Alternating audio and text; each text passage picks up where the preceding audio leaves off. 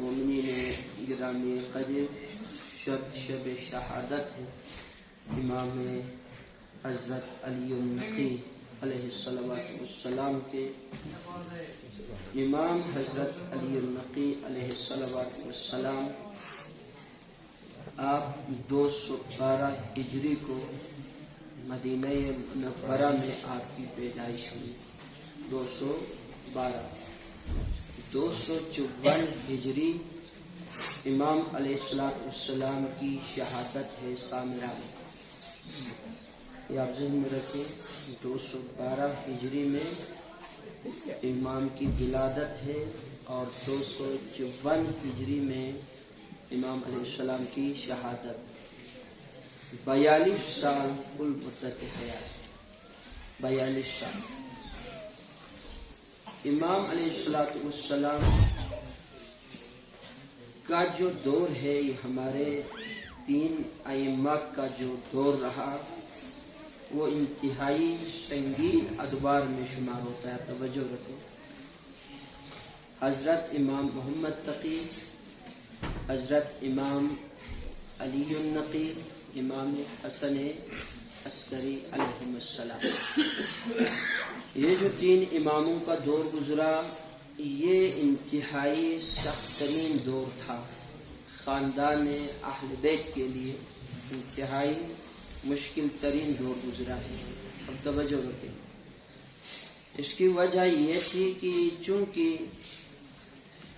نبی گرامی علیہ السلام کی پیشن گوئی تھی کہ میرا آخری 12واں نائب و جانشین وہ فلاں ابن فلاں ابن فلاں فلاں فلاں فلاں پیغمبر نے شجرہ تک بتایا ہوا تھا۔ توجہ رکھیں، تو جیسے جیسے یہ نسل آگے کی طرف بڑھتا رہا تو وہ اس مہدی موعود کا وقت قریب ہوتا رہا،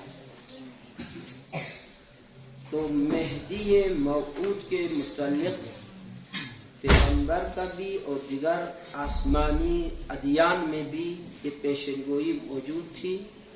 مہدی موعود جب تشریف لائیں گے تو شرق و غرب کی حکومت ان کے ہاتھ میں ہوگی۔ اب غور سے سنیں، یہ پیغمبر کی پیشن گوئی تھی، مہدی موعود مشرق و مغرب کی حکومت انہوں نے اپنے ہاتھ میں لینا۔ اس حوالے سے خلفائے وقت، بادشاہان وقت بنو عباس کے جو تھے انتہائی خوف زدہ تھے، انتہائی خوف زدہ۔ جیسے جیسے امامت کا یہ نسل خاندان زہرا سے یہ آگے بڑھتا رہا ان کی پریشانی میں اضافہ ہوتا ہے، اب وہ اور قریب آ گیا، اور وہ اور قریب آ گیا، اور وہ اور قریب آ گیا۔ تو جو یہ قریب زمانہ آتے تھے اتنی سختی بڑھاتے تھے۔ اب یہ توجہ رکھیں، مشکل دور اس لیے ہے سختی بڑھاتے تھے، یہاں تک کہ آپ جانتے ہیں سلوات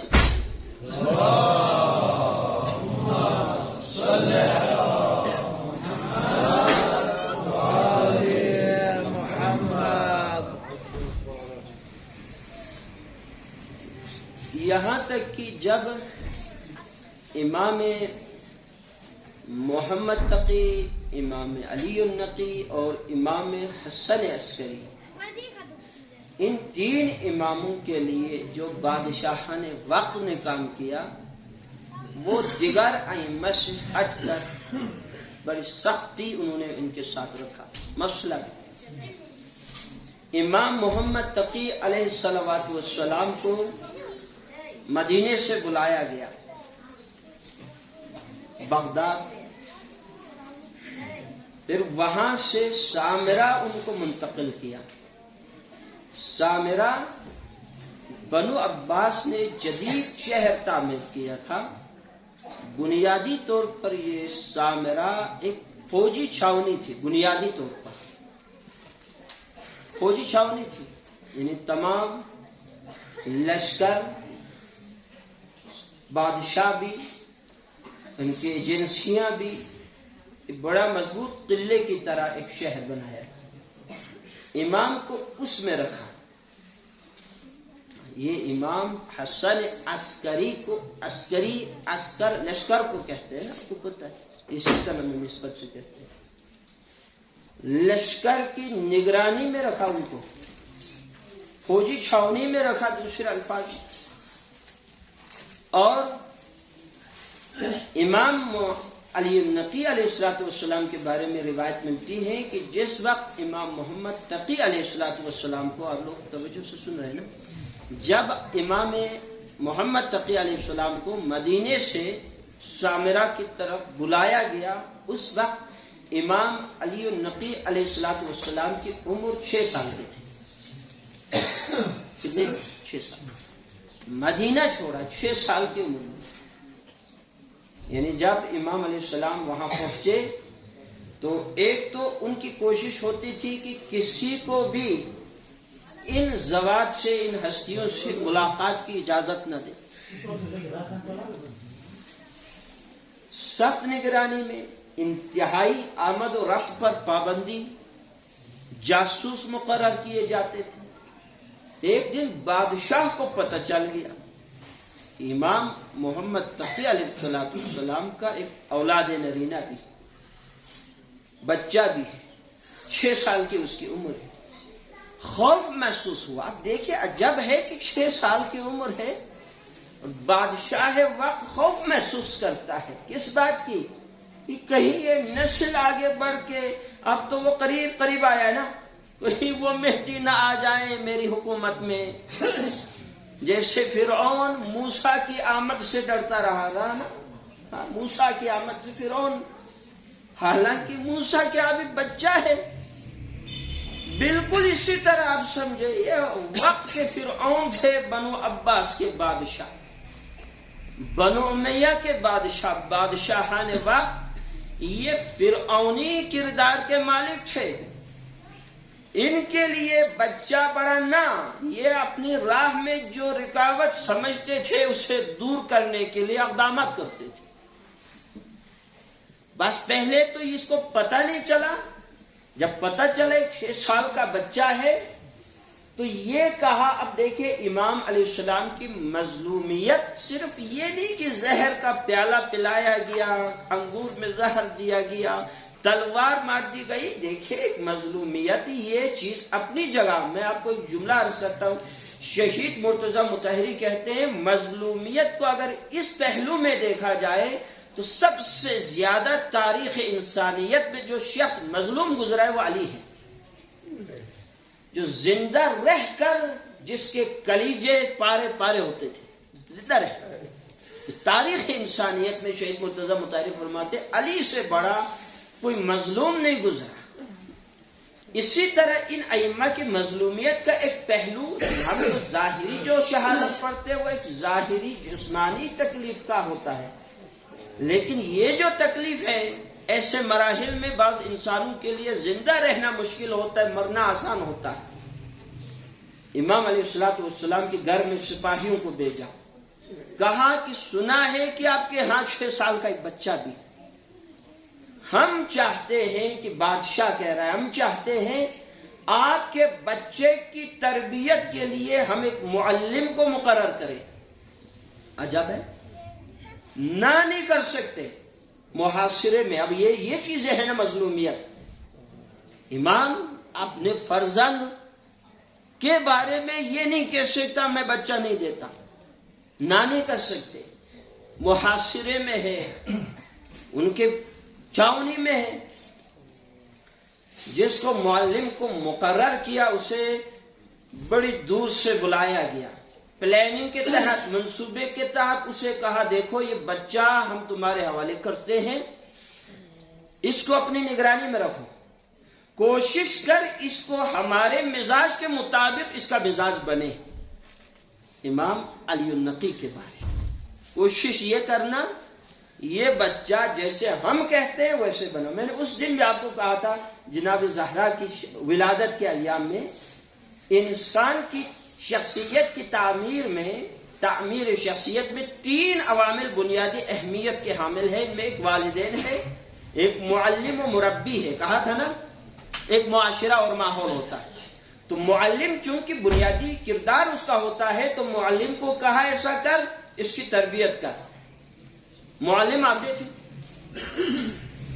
عرصہ گزرنے کے بعد معلم کو بلایا، آپ بتاؤ جی کچھ بنا؟ معلم کہتے ہیں میں بچے کو پڑھانے جاتا ہوں، بچے سے کہتا ہوں بچہ پڑھ، بچہ کہتا ہے کیا پڑھوں؟ میں کہتا ہوں قرآن کی فلاں آیت پڑھ، وہ آیت کا معنی بتانا شروع کرتا ہے، توجہ ہے؟ میں کہتا ہوں فلاں لمبی سورت، کوئی لمبی سورت سناؤ، میں تو جاتا ہوں صرف تعلیم دینے، اور کہتا ہوں کہ کوئی لمبی سی سورت، جب دیکھتا ہوں بچے کو چھوٹی صورتیں آتی ہے تو میں نے کہا لمبی سورت، تو ایک دن بچے نے پلٹ کے مجھ سے کہا سورہ آل عمران سناؤں یا سورہ بقرہ سناؤں؟ کہتے میں نے کہا سورہ بقرہ سناؤ، کہتے بچے نے سورہ بقرہ زبانی سنا دی اور اس کا معنی و مفاہیم مجھے سمجھانے لگا۔ تو کہتا ہے وہ معلم، اس کا نام جنید لکھا ہے تاریخ میں، الجنید، یہ بہت بڑا معلم ہوا کرتا تھا، اسے بلایا گیا تھا اسپیشلی،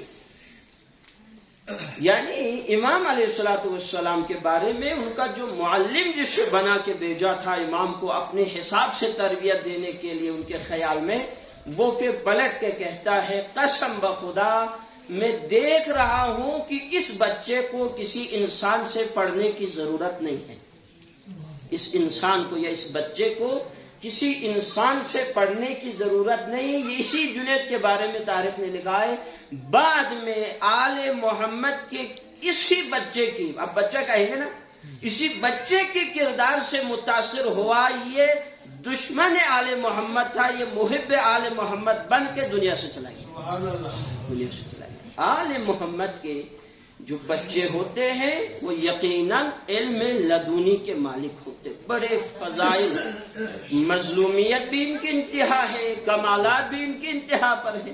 اب آپ دیکھیں امام علیہ السلام کا ایک خوبصورت اور مختصر فرمان جو میں نے آپ کی خدمت میں تلاوت کی، اور آپ صلوات پڑھیں تو آپ کی زحمت میں اسے عرض کر دیتا ہوں۔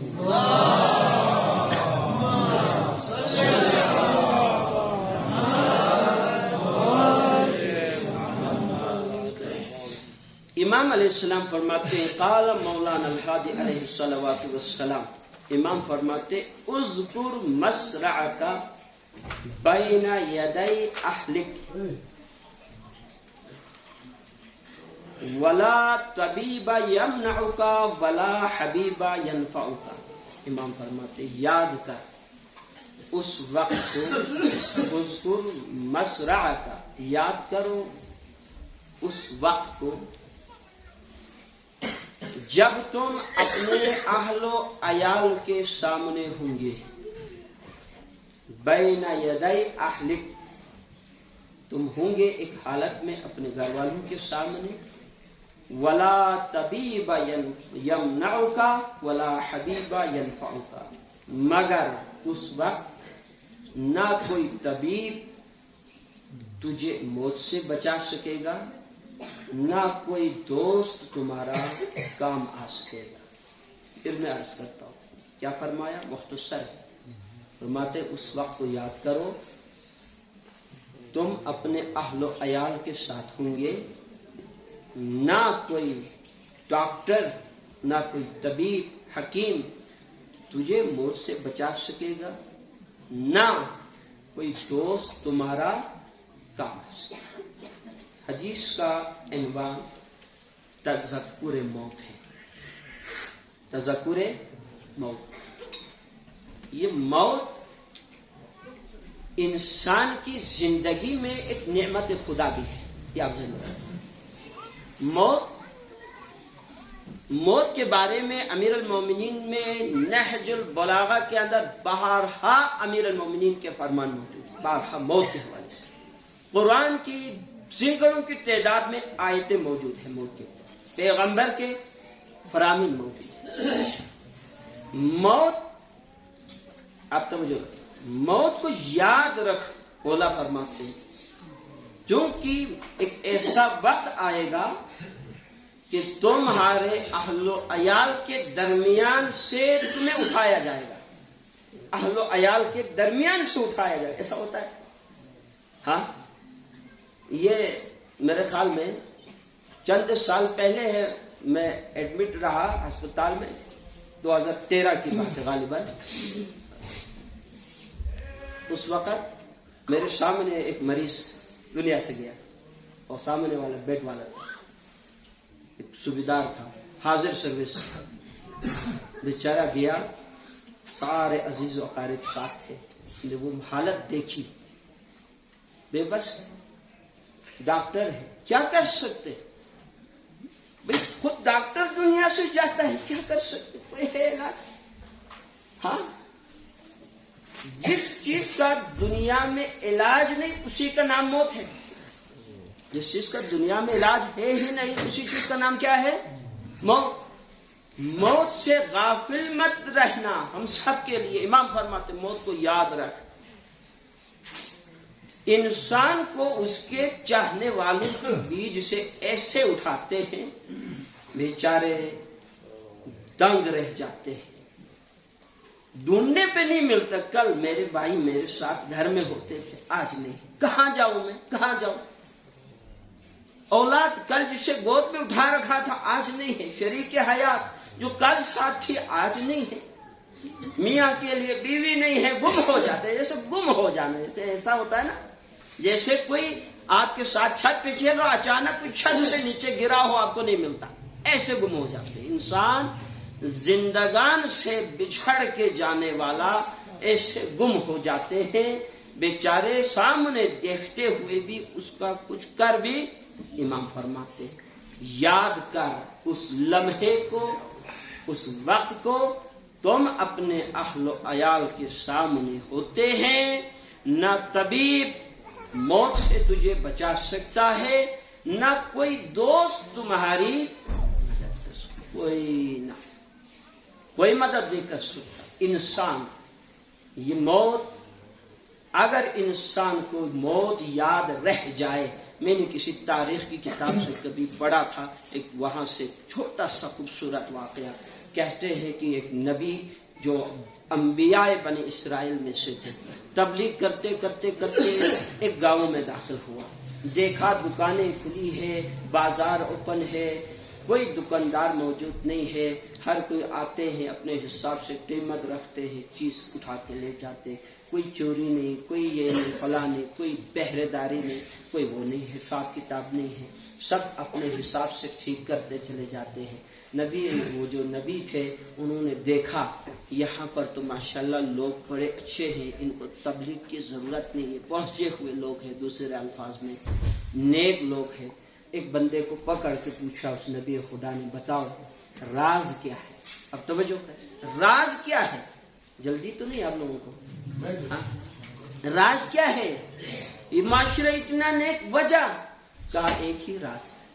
ہم لوگ موت کو یاد رکھتے، ایک ہی راز ہے، ایک ہی راز. بس یاد رکھو، نیک بننے کے لیے ایک بہانہ کافی ہے اور برا بننے کے لیے بھی ایک بہانہ کافی ہے. اچھا بننے کے لیے کافی. کہا موت کو یا کیسے؟ کہا آپ ہمارے ساتھ گھر چلیں. نبی کو لے کے اپنی گھر کی طرف گیا تو ہر ایک کے گھر کے دروازے کے سامنے چند قبریں بنی ہوئی ہیں، ہر ایک کے گھر کے سامنے قبریں موجود ہیں، اجتماعی قبرستان نہیں ہے. کہا یہ کیا؟ کہا کہ ہم اپنے مرنے والوں کو گھر کے دروازے پہ دفن کرتے ہیں، سامنے دفن کرتے. دوسرے الفاظ میں جب گھر میں باہر سے داخل ہوتے ہیں تو یہ سوچتے ہیں ہم نے اس میں آنا ہے، گھر جا کے گھر والوں سے اچھا کرتے ہیں. گھر سے نکل کے باہر آتے ہیں تو پہلی نگاہ قبر پہ یہ سوچتے ہیں ایک دن اس میں آنا ہے. گھر کے باہر انسانوں سے بھی اچھا کرتے ہیں. تو ہمارا رویہ موت کو یاد رکھنے کی وجہ سے گھر والوں کے ساتھ بھی اچھا ہوتا ہے اور گھر کے باہر انسانوں کے ساتھ بھی کیا ہوتا ہے؟ اچھا یاد. امام علیہ السلام نے بھی موت کی طرف انسان کو بڑی سخت طریقے سے انتباہ کے، اس موت کو یاد رکھ. اور عجب بات یہ ہے، کئی بار بھی آپ کی خدمت میں موت کے حوالے سے میں نے عرض کی، موت کا نہیں پتہ ہوتا. قرآن مجید کی آیت ہے، اس کا مفہوم یہ ہے دو چیزیں انسان کو نہیں معلوم. موت کب اور کہاں آئے گی؟ جو کھانے والا لقمہ ہے وہ کہاں سے آئے گا؟ یہ دو چیزیں انسان کو پتہ ہی نہیں۔ لہذا موت ہر وقت انسان کو چاہیے اس موت کے لیے مستعد معنی تیاری کے ساتھ چست رہنے کو کہتے ہیں۔ تیاری کے ساتھ چست رہنا، مکمل انسان اس کے لیے آمادگی رکھے، ورنہ موت ہے۔ آپ دیکھتے ہیں ڈاکٹر صاحب یہاں تشریف فرما ہے، پڑھے لکھے لوگ موجود ہیں، آپ سبھی جانتے ہیں اس وقت جدید میڈیکل سائنس کے طالب علموں نے، ماہرین نے کوشش کی ہے کہ کسی طرح انسان کو اس سے نجات مل سکے، یہاں تک کہ مرنے والوں کو شیشے کی باکس میں بند کر دیا مرنے سے پہلے، ہاں، تاکہ مکمل بند ہو تو کوئی وہاں داخل نہ ہو، کوئی وہاں سے روح نہ نکل سکے۔ تو کوشش کی لیکن دیکھا نہ، بندہ پھر بھی جا چکا ہوتا ہے۔ یہ موت جو ہے اس کے لیے بڑا نہیں ہوتا، اس کے لیے چھوٹا نہیں ہوتا، نہ اسے کسی کی بچپنے پہ رحم آتا ہے۔ ہاں جی، انسان ہے، عمر ختم، قضا ختم، انسان نے دنیا سے جانا ہے۔ کامیاب ہے وہ لوگ جو جانے سے پہلے اس کی تیاری کرتے ہیں، جانے سے پہلے اس کے لیے آمادگی رکھو۔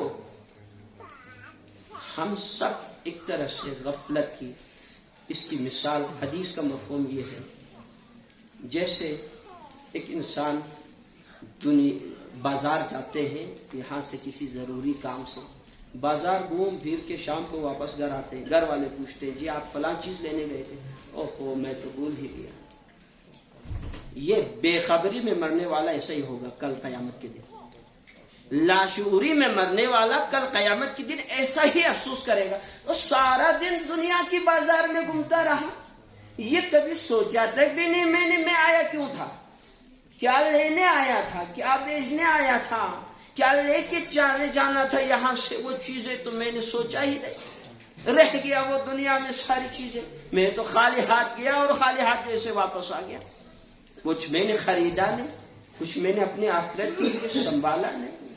تو یاد رکھ، قل ان کنتم تحبون اللہ، یہ قرآن مجید کی ایک آیت ہے، اے لوگو اگر تم یہ کہتے ہو کہ ہم اللہ سے محبت کرتے ہیں، فتمنوا الموت ان کنتم صادقین، موت کی تمنا کر اگر تم اپنے دعویٰ میں سچے ہو۔ سورہ جمعہ آیت نمبر 12 نمبر 28 ہے، اگر تم یہ کہتے ہو کہ ہم اللہ پر ایمان لائے ہیں، اللہ سے محبت کرتے ہیں نا، تو مجھے اللہ سے محبت ہے۔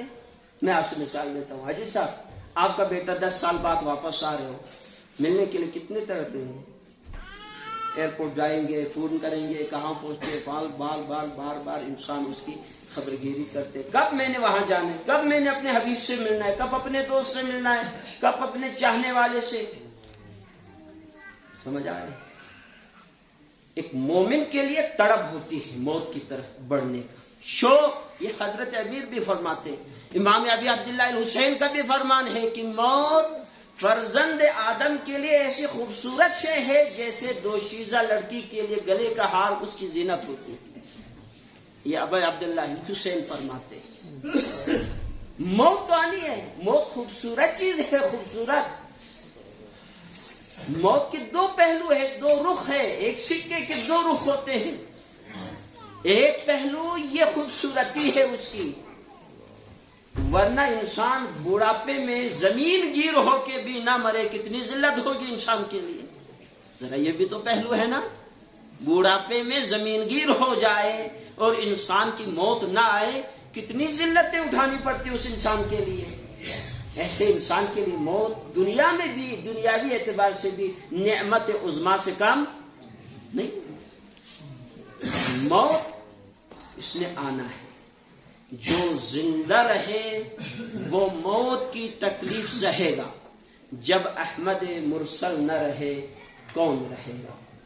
زندہ رہنا ہوتا اس دنیا میں تو اس کے لیے سب سے زیادہ حقدار پیغمبر اسلام تھے، جب وہ نہیں رہے دنیا میں ہم نے بھی جانا، ہم ایک وقت ایسا آئے گا لوگ کہیں گے کچھ عرصے تک فلاں فلاں اچھا تھا، فلاں فلاں برا تھا، یاد کریں گے، تذکرہ ہوتا رہے گا.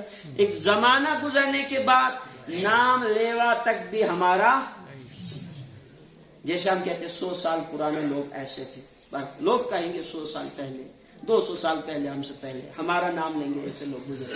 ختم. ہم نے جانے سے کوئی انکار ہے؟ موت سے اپنے آپ کو بچانا ممکن ہے. میں آپ کو اس کی ایک دوسری مثال دیتا ہوں. تاریخ میں آپ ایک دفعہ صلوات پڑھے آل محمد پر.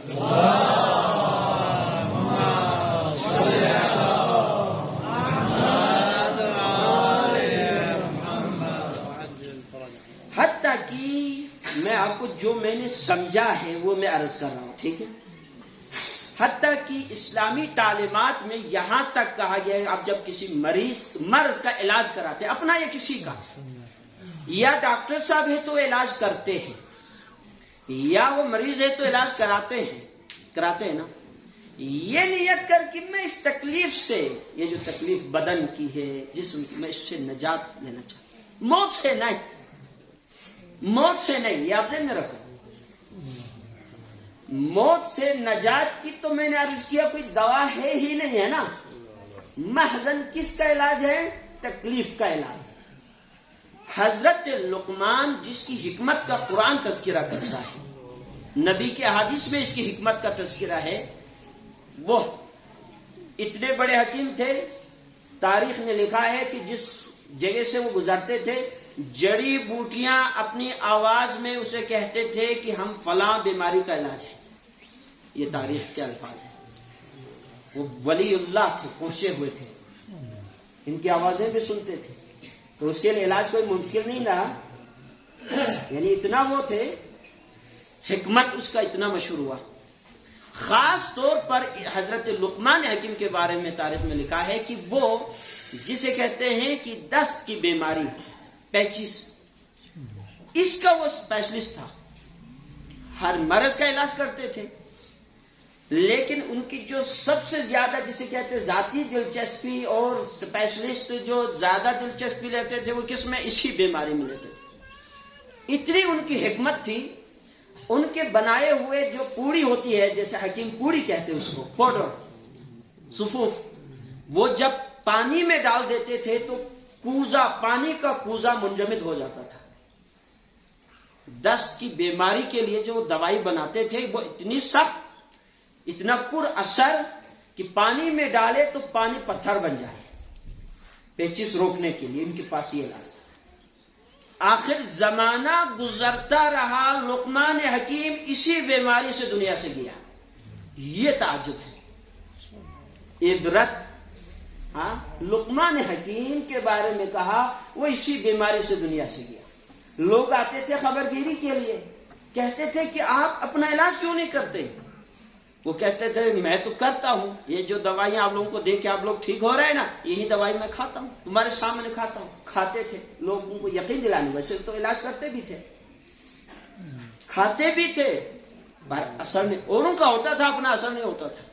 لوگ نے پھر شک کیا شاید آپ نے پوڑی چینج کیا ہو، پاؤڈر چینج کیا ہو، تو وہ ان کو یقین دلانے کے لیے وہ کوزے میں ڈالتے تھے. کوزہ منجمد ہوتا تھا، وہی کھاتے تھے، لیکن پیچس خود کا رکتا اس دنیا سے گیا. کوئی شے اس وقت تک اثر کرتی ہے جب تک ارادہ خدا شامل ہے. ارادہ خدا جب وہاں سے اللہ اس کو ارادہ بدل دیتا ہے تو علاج کی دوائی اس کے لیے زہر بن جاتی ہے. ایسا ہوتا نہیں ہوتا؟ وہی علاج سے مر جاتا ہے. جس پانی کو آب حیات سمجھ کے پیتا ہے وہی گلے میں اٹک جاتا ہے، ختم. وہی پانی انسان کی موت کا کیا بن جاتا ہے؟ سبب. جانا ہے دنیا سے. لیکن خوش نصیب ہے وہ لوگ جو دنیا میں اس طرح سے جی کے جائے کہ ان کے مرنے کے بعد لوگ انہیں یاد رکھیں، لوگ ان پر آنسو بہائے، لوگ ان کی مظلومیت پر اپنی اولاد سے زیادہ آنسو بہائے. یقیناً تاریخ میں بڑے بڑے مظلوم انسان گزرے، لیکن تاریخ گواہ ہے سب سے زیادہ تاریخ انسانیت میں جو مظلوم گزرے ہیں وہ اولاد زہرا ہے، وہ اولاد زہرا ہے۔ زہرا کی اولاد سے زیادہ اس تاریخ انسانیت میں کوئی مظلوم گزرے، کوئی اولاد زہرا کی ایسی نہیں ہے۔ ائمہ میں سے یا تو اسے زہر سے قتل کیا گیا یا اسے تلوار سے قتل کیا گیا۔ زہرا کی اولاد کی مظلومیت کا دوسرا پہلو یہ ہے، یہ در بدر ہوئے، در بدر زبردستی ان سے مدینہ چھڑایا ہے۔ یہ عجب ہے، وطن سے مہاجر بننا پڑا۔ یہی وجہ ہے کسی کی قبر کربلا میں بنی، کسی کی قبر سامرا میں بنی، کسی کی قبر قاضی میں، کسی کی قبر بغداد میں بنی۔ عجب ہے، امام ائمہ اتنے مظلوم ہو گئے کہ عالم مسافرت میں اکثر کی شہادت ہوئی، اکثر کی شہادت عالم مسافرت میں۔